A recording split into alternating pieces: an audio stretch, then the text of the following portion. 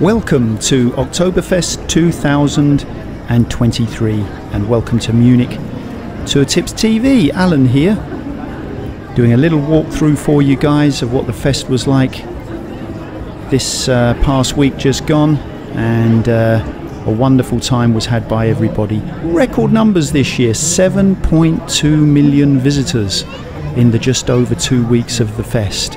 So fantastic for Munich, fantastic for the economy, and absolutely wonderful for the people who visited the fest and had a wonderful time while they were here. I came over with my family, guys, on the middle Sunday of the fest. Traditionally that's when we tend to go, and also traditionally we tend these days to visit the Alter Wiesen, or the Old Oktoberfest, which is the area where we are right here in the Augustiner tent, which is in that area. Tends to be a little bit quieter, guys.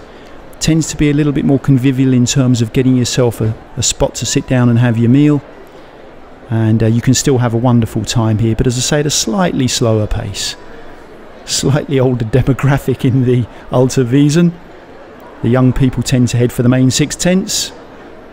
And also the time of the day that you come to the fest, guys, can dictate the type of time that you want to have. So if you tend to come in the late afternoon into the evening, things tend to be rocking in the tents in the main area. If you come a little bit earlier like we tend to do, and maybe leave mid-afternoon, that's also great fun. Now the tradition in the tents, guys, is to have a meal at midday. Half a chicken with a large pretzel and the Obatzer, which is the cream cheese, and of course a beer to go along with it. The Augustiner beer, very traditional, dating back to 1328. 3 main types of beer that you can order: the Helles, which is the light beer, and the Dunkles, which is the darker version, depending on your preference. They're all wonderful beers, and all the big 6 breweries of Munich have a tent over at the fest grounds. So you're sport for choice in terms of the quality of beers, and of course they all conform to the Reinheitsgebot, the purity laws here in Bavaria, which means that you don't get any chemicals in your beer. Nice pure beer. If you have your normal quota of beer, usually you find that you're clear-headed the next day.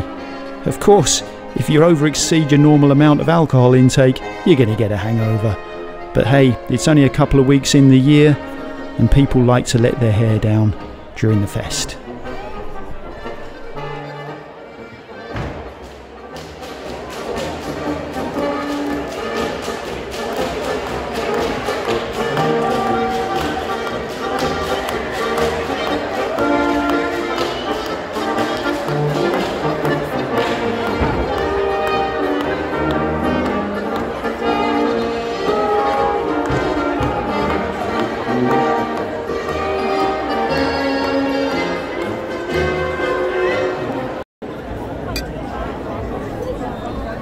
There are plenty of opportunities to get something to eat outside of the tents as well when you wander around the grounds.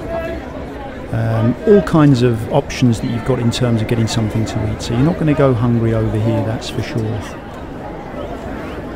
If you do visit one of the tents and you have a few beers and a spot of lunch or whatever, once you've actually finished up in the tent, you can go and have a wander around the grounds and of course partake in the fun fair which goes on around the grounds. And it might seem like a strange combination, beer and fun fair, but it seems to go down very well here. And especially for the young ones as well, when they come over they like to go on the rides and everything, and it's nice just to have a wander around and see everybody in their traditional dress and the tradition. That's what Oktoberfest is really all about.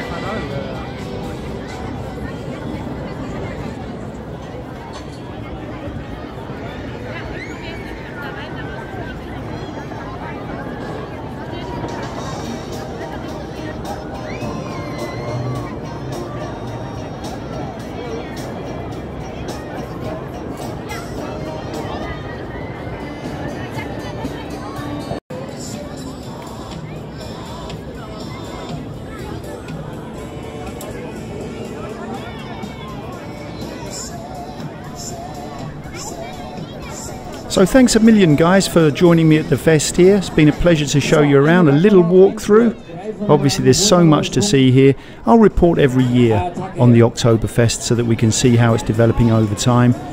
And of course when you come to Munich you can plan your stay during the Oktoberfest. And whilst you're in town, guys, you might want to take the opportunity as well to come and do one of my tours. The slightly darker side of Munich history, if you like, but nevertheless very, very interesting. And you can find my tours at evansguide.net. And I'll see you on the next video, guys. Take care and all the best, and see you in Munich.